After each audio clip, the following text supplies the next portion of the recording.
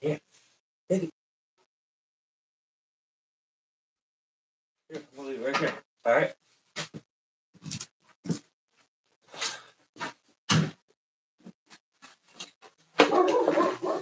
Oh. Hopefully he didn't do that the whole time because I'll have to stop and go put him up if that's the case. Okay.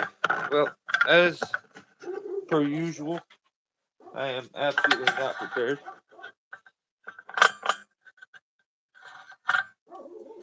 Monty.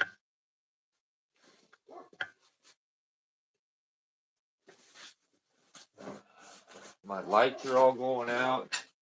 Come on.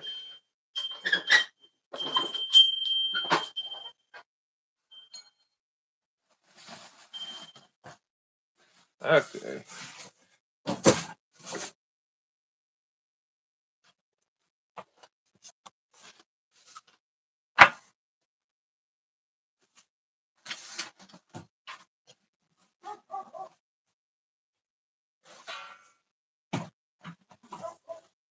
Okay. I'm just gonna make this work. This place is a mess right now. What's going on, guys? How's everybody? Let me hook the charger up. Billy's here, Ground Pounder's here, Dano's here. What is going on, guys?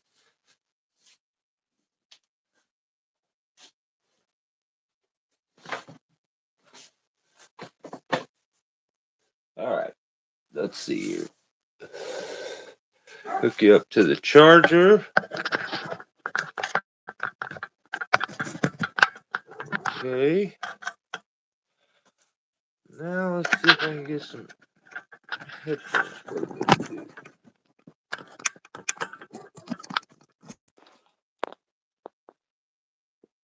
Alright.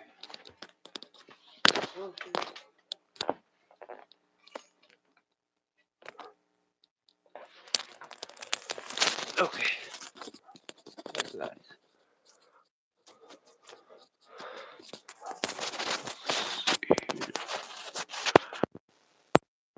Alright, are we good?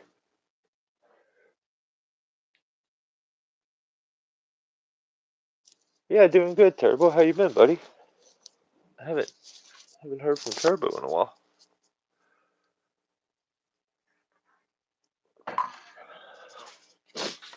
Alright.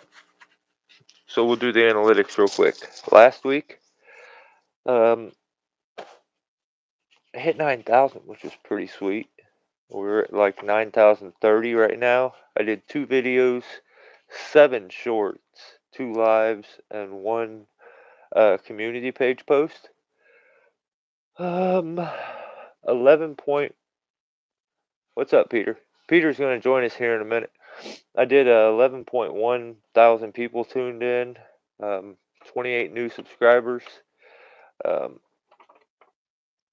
you guys hear me fine? The most viewed stuff was like 3 different shorts. The most viewed one I think was "It Won't Shut Off," and then there was 2 trick tip ones.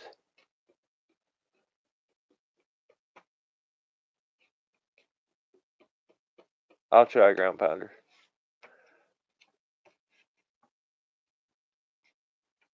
So you can hear me? Yes? No? I want to make sure before we get too deep into this. And nobody's answering me.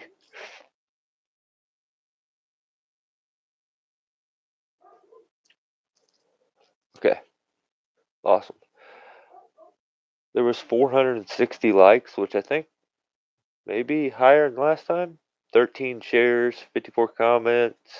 I made $15 last week, which is crazy. And the video where I showed how to tie a chainsaw on safely, and the reason for that video is you don't want, as a climber, you don't want a bunch of knots to have to untie. So it's the easiest way for a climber to get it and take it off that I know. So, yeah. Everybody's saying, okay, good, awesome.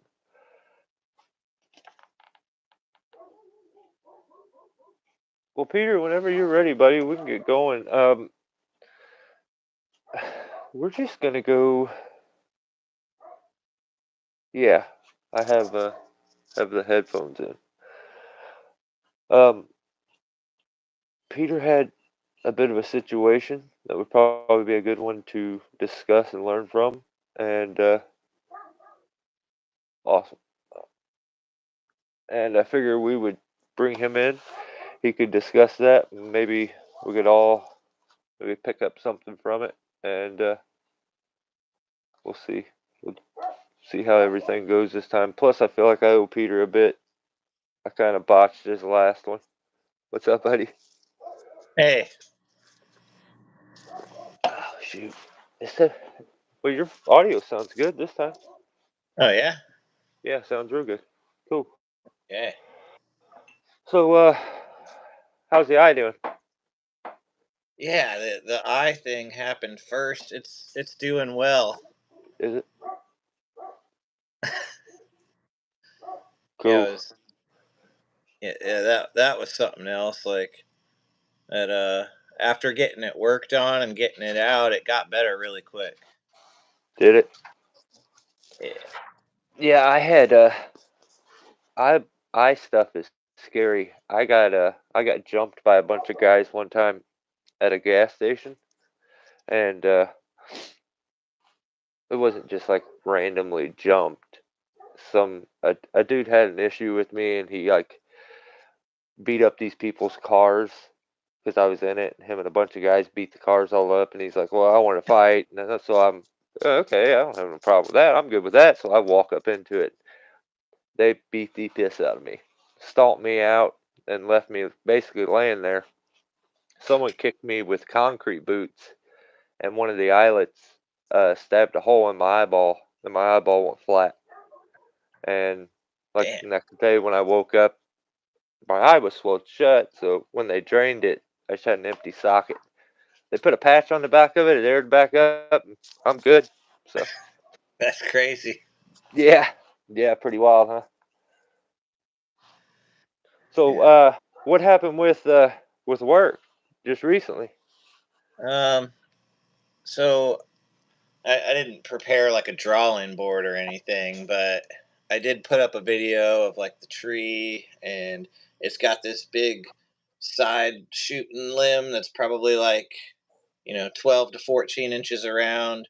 It goes out over the chain link fence, over the neighbor's roof, and she's got the home drop right there that it's over, and it's over her house a bit. And then it's got like this top that had broken. So it's got like, what's left of the top and kind of some rot going on. And then it's got a large upper lead. And we've got the crane there for like a few trees. And I asked if the guys could go over there with the bucket truck and start chopping and tossing the one that's over the power line just to make it easier. And the lady that lives over there didn't want us anywhere near on her property. And I'm out there with a giant reputable company. Everybody's got nice t-shirts on. We've got a manager on site, uh, plenty of insurance to go around with that company. But for whatever reason, she didn't want anybody on her property. I was like, well, we got the crane here, so we'll just be real careful about it. Kind of sway it to the right so we don't come into contact with the home drop, and just pick it away. So real quick, took the first big pick. It was simple and easily balanced, and then second pick would be like the top, what was left of the top piece, not a very heavy piece, and then third pick would be like that side shooting branch, and then all that's left is the trunk.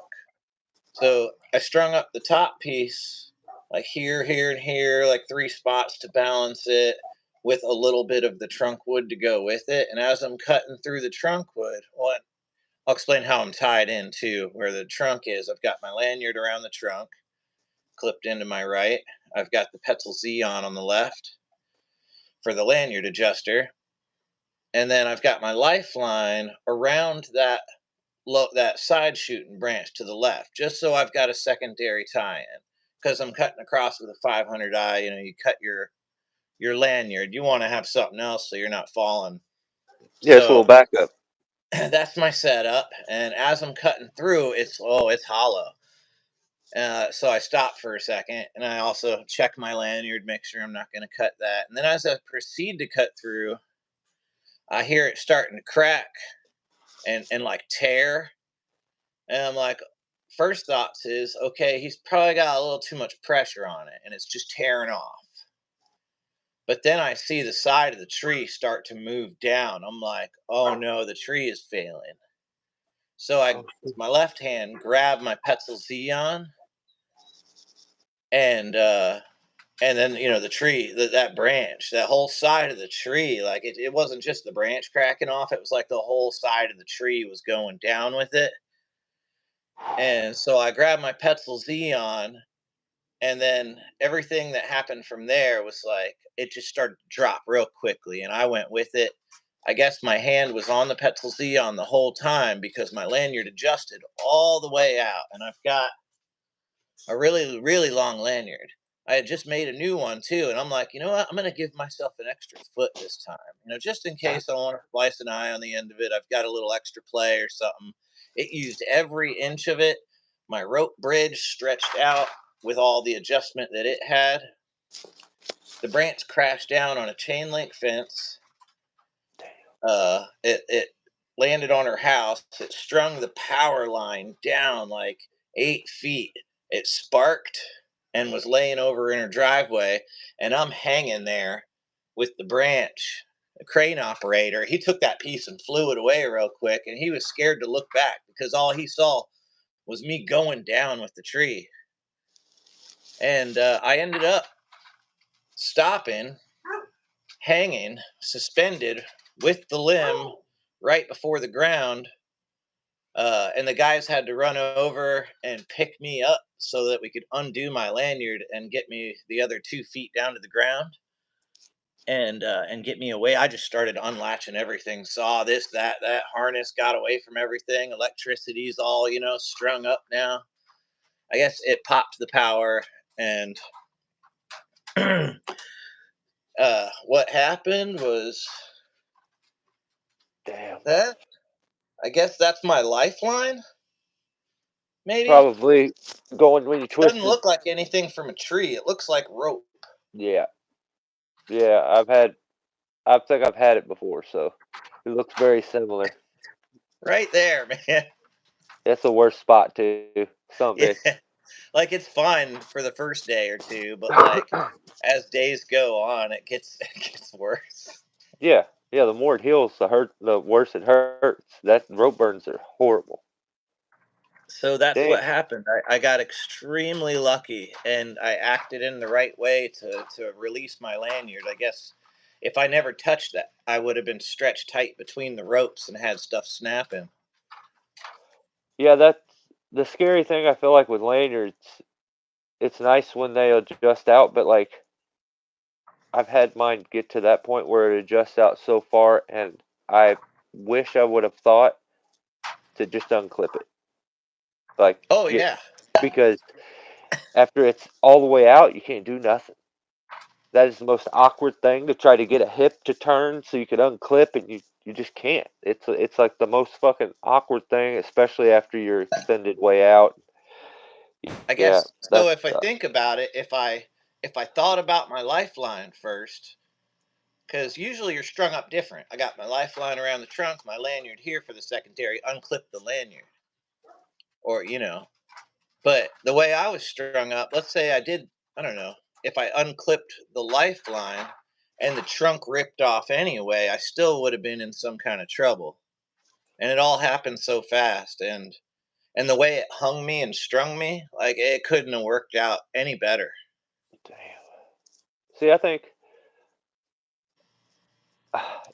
I see it a lot, and I see guys where they almost will recommend like put your rig in where you tie in.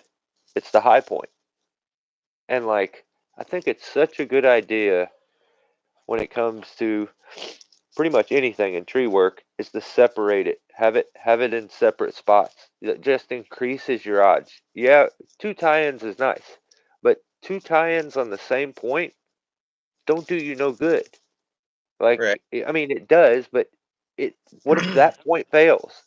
And the other one, it being separated, and it kind of sounds like, I mean, I wasn't there with you, but it sounds like you kind of had a little bit of a thought like this could go funky, so I'm gonna set myself up here a little different, just for comfort. And luckily it was set up good. That's Yeah, it crazy, worked dude. out. How it could be done differently is okay. We knew that the tree was junky. I didn't see it being completely hollowed out, but it's not rare among laurel oaks to be all rotten and hollowed out and everything. So being a lot more careful about what you're working on. I could have picked it differently. I could have just picked the little branches off of it and left the trunk piece intact without cutting into that, and then gone after that branch, and that branch still would have had its whole attachment to the trunk. It was like once I severed a couple of feet above that branch, it was Did like you I did you need sever that on the wood. Yeah, did you sever on the opposite side of the branch? Is that what happened? Did it Yeah, have the maybe branch a is seam over that opened? here, and I'm cutting like a couple of feet above where that branch goes off the trunk. Okay. And once I made it more than halfway through, since it You was did all like a hollowed snap out cut. down here, like it was using everything it had to hold itself up. Oh, yeah. That's that's where those hollow ones I feel like are just shit just gets unpredictable.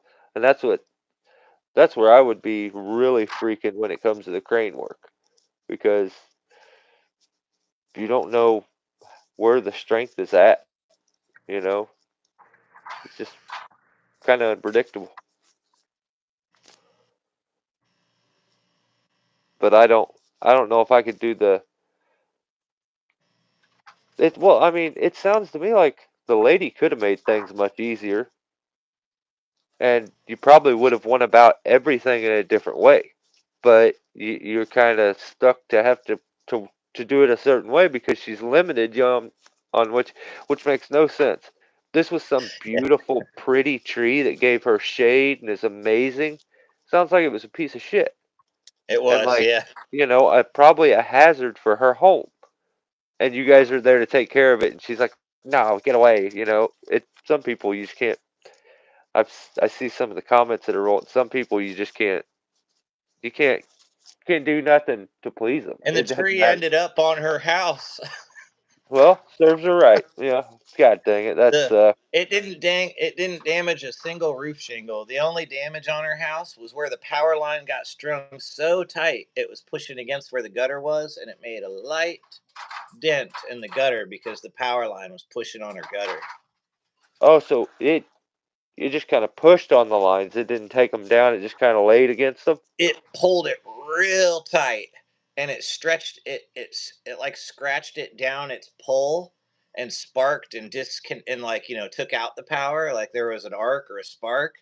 So those little, like the top ring and the little clasp rings, they all got pulled down, and the line Okay. got pulled down. But yeah, so I think it was, whatever that cost ended up being the damages. It could have been way worse.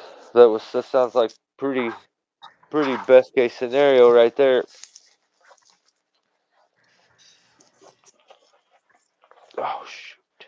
See, I did something kind of similar with house, like working by those residential wires. I was falling a hollow tree, and I was gonna fall it like the total opposite direction because the way that it was facing, it was uh it was gonna hit the residential wire. It was obvious to me. Like you could turn it a little, and you know how a lot of times the wires don't go in a straight line; they kind of go off at an angle to the pole. So like if you stayed way up here towards the pole, you could maybe fit it, but it was so hollow to twist it that way was the worst way. And I just knew it wasn't going to respond right. And I'm like, it's going to hit the wire. They said, well, don't worry about it. We'll fix the wire. If the homeowner even did, I'll put it up. He said, don't worry about it because it would have took me another 20 minutes to get my tree jack out, set a rope real quick, and pull it over, which makes no sense to me. But whatever. The boss was griping because he wanted money from the job, and I'm like, dude, you look crazy right now sitting here waiting, but whatever. So I go the direction they want, and sure as shit, the little nub on the top just barely grabs the line, rips it off the house. Uh, Homeowner says, no big deal. Ameren showed up within like 30 minutes. It was crazy. And they must have been like in the neighborhood, but they showed up, put the wire back up. Um, the homeowner said, I got it. The skeezy ass dude I was working for waits like 2 weeks and then tells me that he got a bill for 500 and something dollars to reconnect that electric, and that I have to pay it, and took it out of my check. huh. And I'm like, I started questioning. I'm like, hold up, you got a bill? No, no, no. That guy said he would pay, and he said, no, no, apparently not. Apparently he must change his mind. I said, oh, that don't sound right. How did you get the bill? He said they just added it onto my bill. This guy was like a closet drug addict and was just a liar, liar, liar. And yeah, ripped me off a bunch of money and screwed me on that one. You can still hear me all right?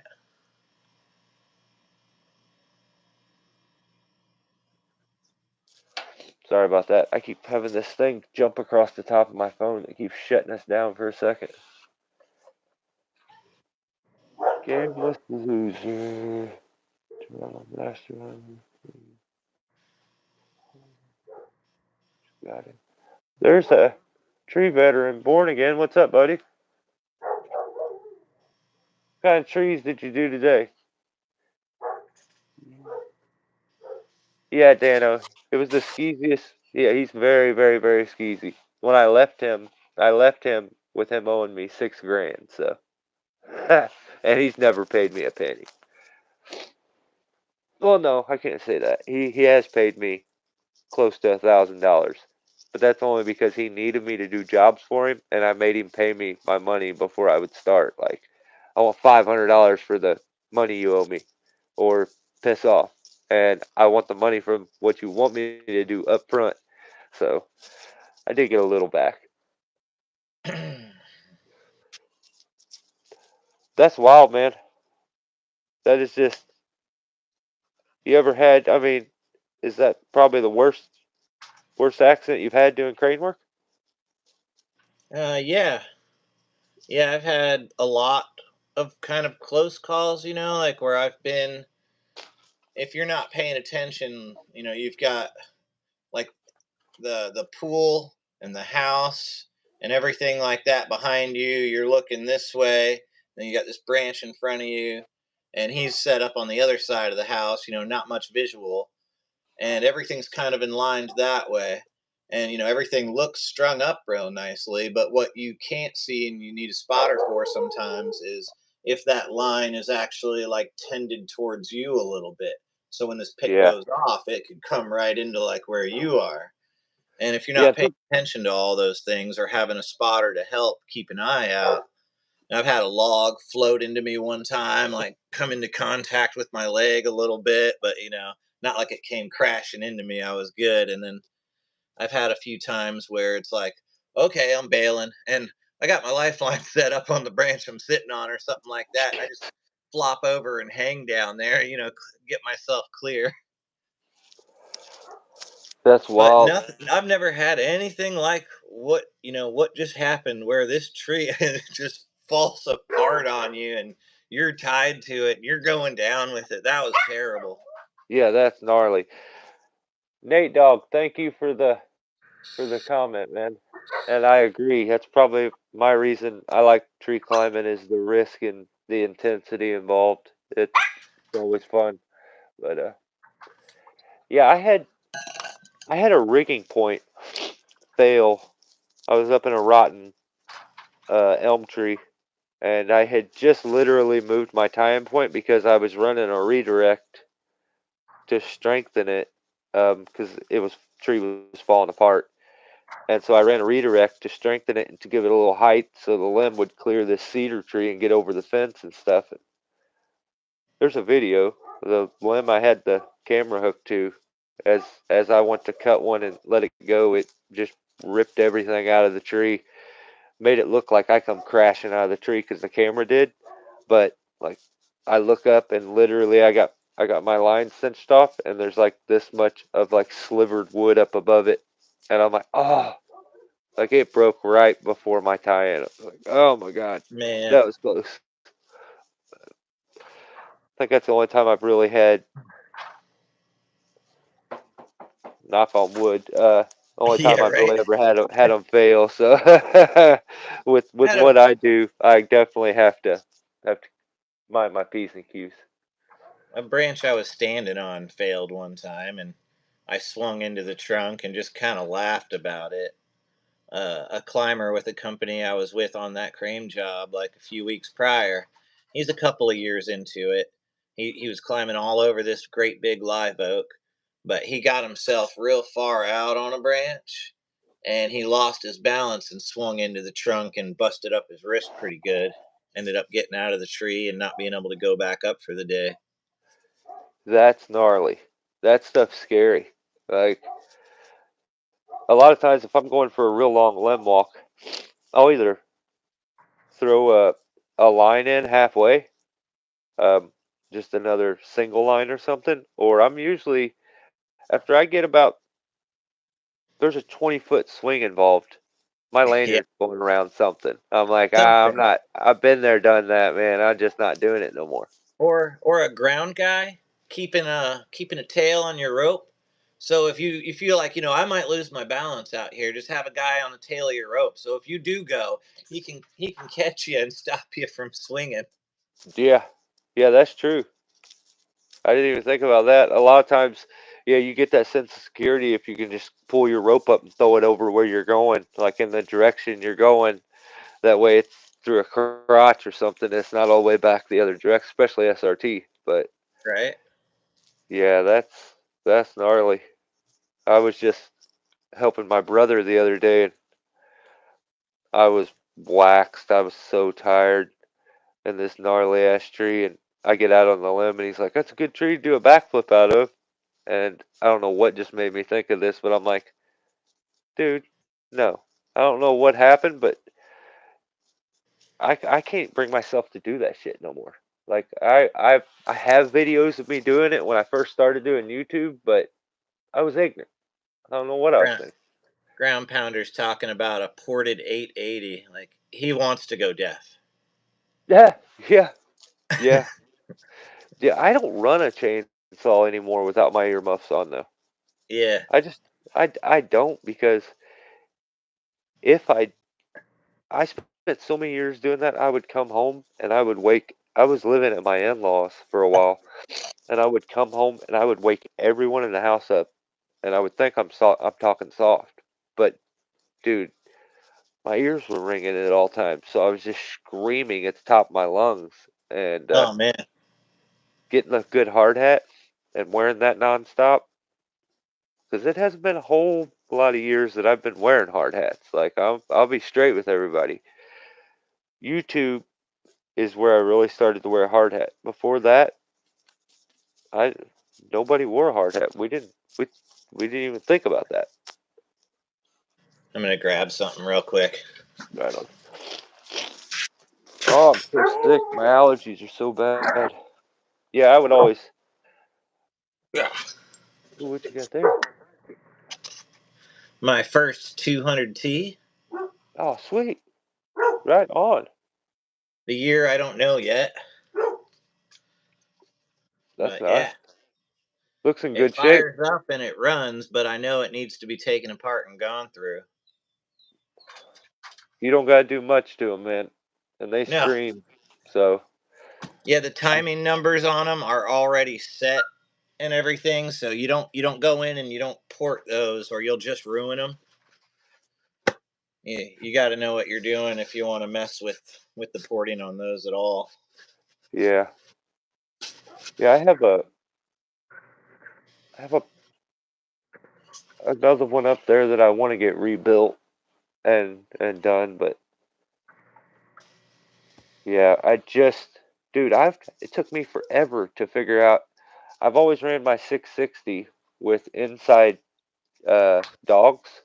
They're only on the inside, and I have been having so much trouble keeping them on because the holes are watered out, and I couldn't. I couldn't.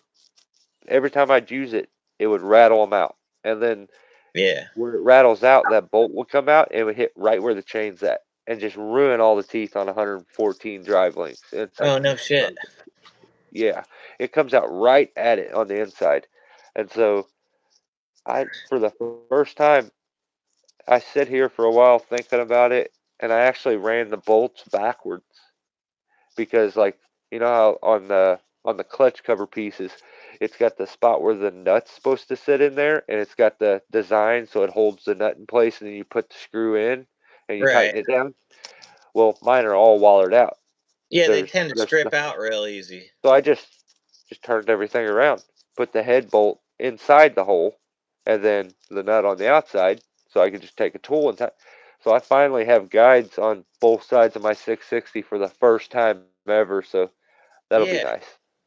I've got the Yeah. 661 M-tronic. It was completely destroyed and under a workbench of a company, and I picked it up and showed it to the boss, and he's like, "You can have it." I was like, Oh hell yeah. "Yeah."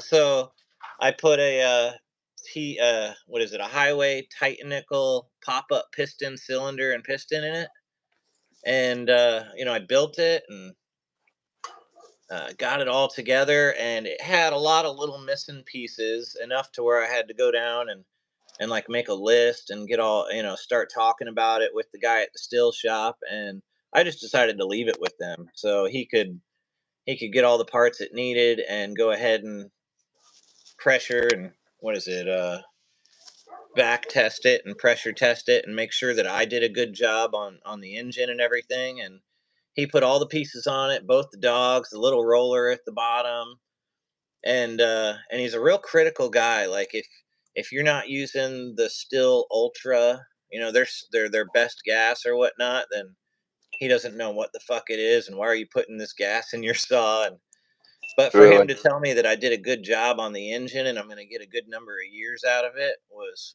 really cool to hear from him. He's like, I don't know about this gas, but do you do you follow that metal and wood dude with the Noker chainsaws? with Noker chainsaws, I don't think so. Okay. Well, he's this old dude who is what he's done is he's went and bought a bunch of chainsaws. The name brand is Noker, and they sell so few of these chainsaws that he has it in his mind that that it's his brand and that he's a dealer because he buys them from them and then turns around and sells them for double. People buy them, I guess. So good for him. Well, he just got on a kick where he's telling people to use like he's one of them guys that if he learns something one day, he'll repeat it for 2 months afterwards, almost like he's teaching you because he just learned it yesterday. Right. Like some of the shit's great, but he's saying to use. He's telling people now to use boat mix. I don't know what the hell he's talking about, like marine mix. And I I've think got a that friend that uses that stuff. He's real particular about, amping up his saws and everything. uh huh. I mean, I guess upon looking into it, it's an FG rated 2 cycle mix. Yeah, And but it's for water cooled engines though. right? A Yeah, chainsaw not is engines not. that are running real hot. Yeah, yeah. So I don't know. I don't know. I'm But he was using just talking about it. the I'm using the Echo Red Armor. I've got an Echo dealer and he's a mechanic, and he had just been feeding my mind with more information about it like every time I came in, versus whatever the heck I was using. And it took a while of me coming in and seeing him, but it all started to click. He eventually sold me on it. And the guy Brandon at Save a Tree, he's certified arborist, real friendly guy. He's really smart about knowing a lot more than what's in the book. Yeah. And when it came to getting the 2 cycles for all their line of Husqvarnas, he was using the Echo Red Armor, but only until Husqvarna was able to supply him with what they had. They had everything he had read on it and everything, they had like the best one. And Huh. what I'm hearing from Still is that they haven't stamped theirs with an FD rating, and that's like the highest quality, best one that you can get right now for whatever reasons of what they're putting into it. Yeah, I'm not. If I'm being absolutely honest, I'm not 100% sold on the new mix from Steel. I got a bottle of it up there, the Ultra. Yeah, Like, only seems reason extremely you get. lubricating. Like I opened up a saw that had been using that stuff, and it was like real dark and lubricated in there, almost to the extent of like that's a lot. But Yeah. I don't know. Well, I mean, that's gonna kind of get down to how you mix too. So I mean, it depends on. I'm the type of guy I would rather replace a bunch of plugs than to mix weak and you know mess us all up. But I would just I would rather replace the plugs, and I've never the only saw I've ever had really burn up and blow up was Dave, and that's because he's just one of them guys that if I'm not watching him, he'll grab. I had a 170 that I took the body from a 170 and put it. Well, I took a 180 motor and put it in a 170. I took all the homeowner shit off of it, all those stupid attachments where you like twist it, and all the weird stuff that I hate. Even the starter essay, I switched everything, and then I played with that and opened it up a little bit, and I probably won a little too much because I just wasn't paying attention. One day I turned around, he's over there in like some 30-inch wood with a little 170, and just he's had it pegged forever. It just said plat plat plat. Yeah. Stop. I said, "Oh no!" A little smoke came out. I was like, "Oh shit! Yeah. I've never seen that before." Oh But yeah. I got it home and took the muffler off real quick, dripped some transmission fluid inside there on the piston, and it came undone. And we used it for probably another 6 months. I tuned it down a little bit for another 6 months, and I wasn't paying attention again one day, and he got into it some more big wood, using it like a firewood saw, and I'm like, dude, that's for cutting limbs, and burnt it up again. So I've never seen a saw pop, but like some of the people I see be running saws, man, just wide open on the throttle, saw's not going anywhere. It's dull. Like I'm just waiting for one to blow up one of these days. yeah, sometimes I don't know. That's one of my fears. So I'm always a guy like it drives me nuts when I watch people who whiskey throttle chainsaws. Like Yeah. even if I'm in a big ass stump cut, I'm I'm going full throttle and I'm laying off. I'm feathering. I'm going back into the cut. I'm feathering. I'm going back. Like to run that saw nonstop like it drives me nuts. Like I I've can't seen get some this of the in my pet peeve. pistons. They look like they were dragged across the concrete for like a good Oh, 10 minutes. And then, oh, hey, there's the piston. Jesus. Yeah, I think that's probably with the new saws. I feel like the biggest issue is all the emission stuff that they're dealing with, and they're having to be so restricted on airflow that something as simple with that little 150 is just opening up. Like I had to open it quite a bit. Like I actually thought maybe I may have made a mistake and went too much, but Oh, the 150, the little climbing saw. yeah, when I I opened that opened up thing one up, of those for a buddy of mine. It's loud, but 100% different. it's ripping. Yeah, I didn't. I opened in separate spots with seams instead of opening up heavy in one spot. I took two separate spots to open the muffler, That's so it funny. was going plop, plop, plop, plop, like going in two separate. Like I felt like I in did my the head same thing. I gave him it would two pull. holes. Yeah, it would pull and push, and it would give it two options. That way, if that piston was coming back up, it would almost help. And if you think about it, like those are so pressurized. If it's not able to push that air out, that piston's actually being fought by the air pressure almost as it's trying to come back down every time. So if the muffler's not letting air get out, then it's like it's actually stopping the piston a little bit and making things hard on the machine. So, but I feel like the issue is that they have to put so many filters and shit on these things now to pass EPA standards that the saws are just pooches when you get them. A 201 that runs on methanol. Methanol.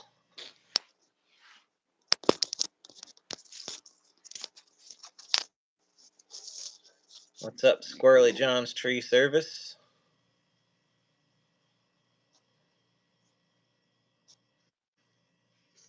Say his name 3 times, he pops up like Beetlejuice.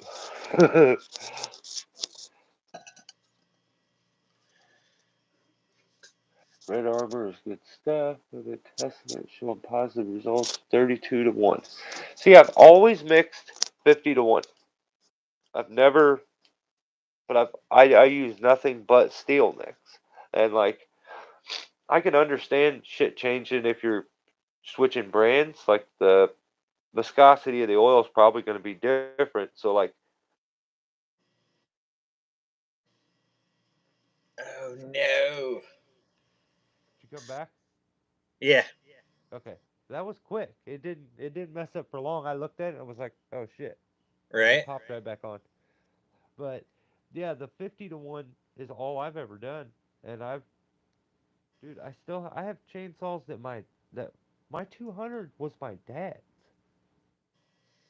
So like, it's seen me grow up, and now I use it. And so that saw's probably it's over 30 years old, and had the hell beat out of it for over 30 years. It's still running. So I need a 201 that runs on methanol. On methanol. That would be crazy. That would be nuts. I just, I don't know. I try my best to never get any gas that even has ethanol in it because the stuff is so bad. Like if you get a little drop of, I watched them do a test. They took a jug of gas with ethanol. They took and put 2 drops of water from a dropper. The water dropped into the gas. It within hours separated the gas and the ethanol. The ethanol all came to the top. The gas settled at the bottom. You could see a line separating them. I don't know what water has to do, like why it does that, but just morning dew, if you leave your gas can outside, a little bit of water gets in there from the morning dew. It can separate it, put straight ethanol on the top, and if you're not like if it's been sitting on the job site and it didn't drive there and get shook up, you could be giving your chainsaw a straight shot of ethanol to start out with. You talk about burning hot. That shit burned hot. So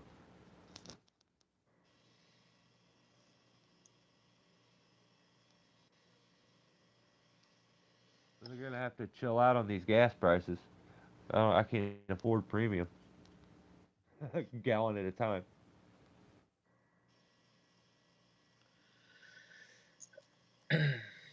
Billy, you've used. See, I've used the Steel Ultra too, ever since. Well, ever since they started giving a damn warranty if you buy that stuff when you get something. They're like, tell me they're gonna give me a 2-year warranty if I buy that shit. I'm like, okay. Like I gotta have mix anyway. So, but I don't like how it doesn't. I want my gas to turn blue. I want to be able to tell that I'm putting mixed gas in the chainsaw. I don't want to have to guess. Does that have mix in it? I mean, because the old orange stuff turned your shit blue. That's what it's Yeah. supposed to do. So that's what I like. I like the old orange bottle. So anytime I can find that stuff, I usually I try to grab a hold of that. So Yeah, and the red armor that I'm using, it turns it red. So, I can oh, that's tell. sweet. That's a good point because I switched over to using the Ultra for a little bit and I had that exact thing happening where I'm like, Wait a minute. also turns it gold, which is I'm not used to incredibly this. hard. Yeah, it doesn't Turns change to it. I gold. don't like it at all.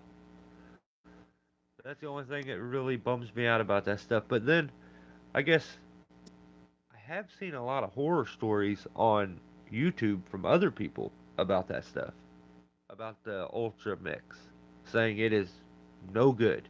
But personally, I've never had an issue with it. So, I don't know. I just don't like The the color. guys at the still shop were talking about the stuff with the red dye in it. They're just having saws come in. They check the gas. It's got the red dye in it, and the engines are burnt up. And I'm like, well, what gas are they using, and or what mix are they using? And it was I can't even remember the name of it. It was something else. It wasn't what I was using. It was like some cheap shit you pick up at the Home Depot or a hardware store. Okay. Yeah, I'm kind of stoked to use it. This sounds so goofy. This is how long I've been doing this. The simplest things get me excited. I have dealt with, well, I used to only go buy steel oil, and I would purposely, when I bought it, I would open it up, put a hole with the chainsaw tool. I put a hole, a little lip. It's kind of a oval hole, and then I put a little plunge, like a little poke hole above that, so that it comes out and you don't spill the shit everywhere. That drives me nuts. That's cool.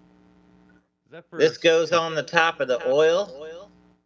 It's Ah, got a little pop top.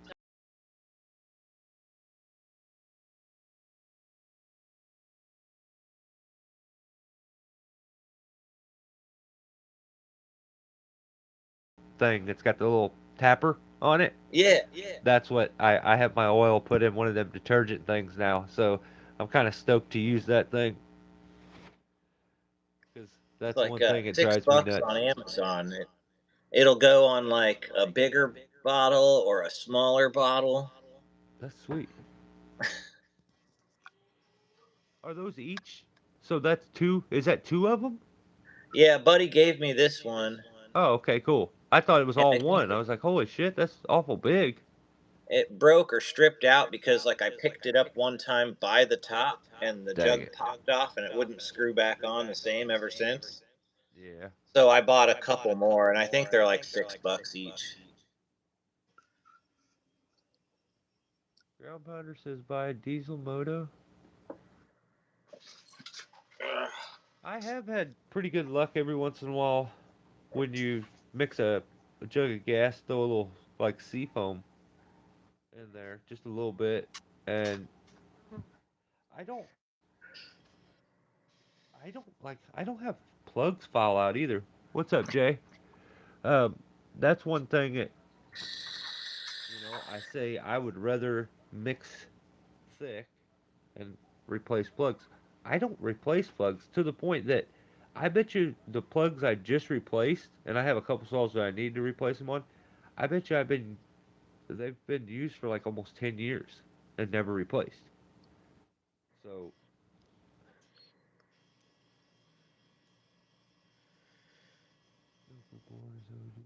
oh, is Noker born here? Oh yeah, there he is.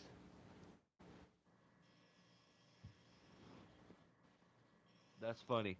It's his name. I don't know if everybody gets that joke. He's Noker born because me and him got to argue, and one day he's so funny.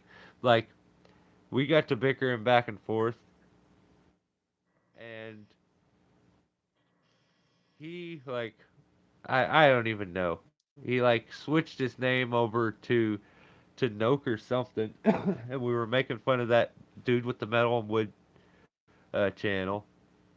And then so he comes back as Nokerborn to as a play on Steelborn, and I'm like, you son of a bitch, you are so funny. So I went from being mad to being like, he's hilarious. But yeah, I don't know if everybody gets his nickname, but now they do. I ain't bought bar oil in years. Too much money. What do you use? Like I've used like old motor oil and shit. It's just gross, and I feel like I did a video showing bar maintenance, tips and tricks.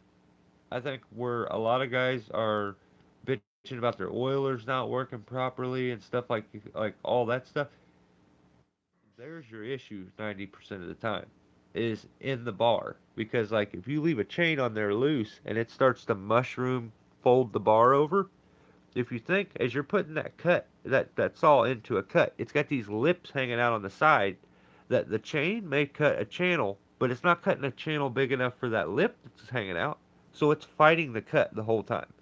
So like filing those off the sides, making sure it's good and flat for the bar, and then cleaning the channel out. Because if your saw starts to get dull at any point, it will produce the finest sawdust and mix that with a little bit of oil. That should have turned into concrete. And you ain't getting no oil down that bar then. I've got the 36-inch light bar on the 500i, and I replaced a bar nose on it. And I was there picking up the rivets from the still shop and ran into their mechanic. And he's like, "Let me see that thing." Fired it up and ran the chain just to make sure what the problem was. The bar nose was shit. And he checks my oil and he's like, "The hell you putting in this thing?" Same mechanic. And Really? you're not using the still, stuff that's meant for when it gets really hot. It gets tackier. And he's like, "You're using this crap, and your gears and your sprockets are all going to go bad because of it." So I've got this new 500i from Ripsaw with a 28-inch light bar on it. And so I buy the expensive oil, and I've got some crap oil for all my little saws. So I'm running a test to see what's Dude, going to happen with this other bar nose and the bar nose that I have. it makes a big difference. Proper, It's still good, wearing out. I just noticed. yeah, good bar oil, you can tell the difference. If you use a saw, fill the bar afterwards. If you use some junk, that bar will turn red cherry hot when you're Yeah, done I with can it. feel the difference in how it feels, how it runs, how it cuts. I started getting spoiled on it and putting it in my little Echo 2511 too. I was like, damn, I can feel it in there too. Yeah, I mean, it's just it's making it effortless for that chain to run around that the channel of that bar, and that's the whole point behind it. And Nokerborn says he uses mostly hydraulic fluid. I've done those things. Like I've used transmission fluid. I've used power steering fluid. Uh, you get in a pinch, you're just looking for something that'll lubricate the bar because you ran out of bar oil. But like I've probably used every weight of oil you can find. They work. They don't work that good. Like some of that shit is it doesn't have enough viscosity to it, and it'll pour out. Like it will pour out. Like some used motor oil, that shit comes flying out of that saw. Like it's Oh just yeah. squirting everywhere. It's like, oh god, this is disgusting. 25 inch on it, son. Breakers, uncle. Yeah, hey, Ground Pounder said I should just use that. Oh, I should use diesel because gas is expensive. Dude, when I was working for that guy, I don't know who the guy is out there who invented or designed the ideal to have the pumps two different sizes, but thank you to that man because I would have dumped a bunch of gasoline or no, I would have dumped a bunch of diesel in my car multiple times. But thank God it don't fit in the damn hole, you know? It's like, oh shit, I grabbed the wrong one. But I was there one day when we had a guy who had started. He was kind of new, and he made that mistake. He put a bunch of gas in the diesel truck, and luckily, I think I don't, how come I hate that I probably didn't. Somebody told him. But somehow I instantly wanted to make myself the hero in the story. It's probably not true. I gotta stop at you. Like it probably wasn't me, but somebody stopped him and was like, "Hey, dude, that's wrong." And he had done filled it all the way up, but luckily he didn't start it, so they had to drop the tank and everything and get the gas out of it. But yeah, whoever was the guy who decided to make them two different sizes, that guy's cool, and he saved me a lot of money. Right? I've So seen a sometimes chipper on a job site start to blow up and smoke and then kaput, and that's then where. everybody's looking at each other. He Oh just got no! back from the gas station. Yeah, dude. Yeah, and the problem, um, the guy I was working for, he had two of each. He had two gas and two diesel chippers, and he would randomly just switch between them. Like that's gonna happen eventually. Yeah. And he had so many trucks, he'd have us jumping from truck to truck, and some trucks took diesel. So like, I mean, usually you can figure that out when you go to turn the key on that it's a diesel vehicle. But yeah, I don't know. That's scary shit though. I know the issue we always ran into with the diesel was like it had a little gas filter that we would have to constantly go over to and turn this little hose or little nut on it and drain water out of it. I don't know why the diesel gas always had so much water in it, but we was all the time having to go over and drain the water out of it. You would see it would just get full of water somehow. I don't know why. I don't know if that's normal or some redneck thing we was doing. I run Cafe Karuba. What's up, guys? Steel cutting. What's up, bud? Oh, there's a steel cutting on the channel name.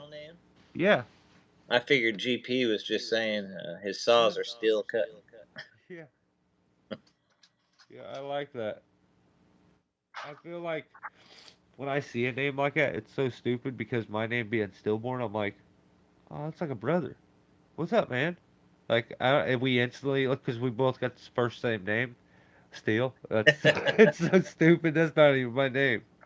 I don't know why I feel like when I see one though. I have a bunch of buddies on Instagram who their first name is Steele, Mad, Still, Arborist, Still. Like, there's a billion of them. It seems like.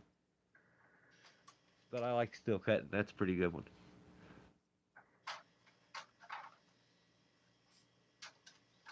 Oh shit! I'm Lost trying to. half my teeth to a snapping turtle.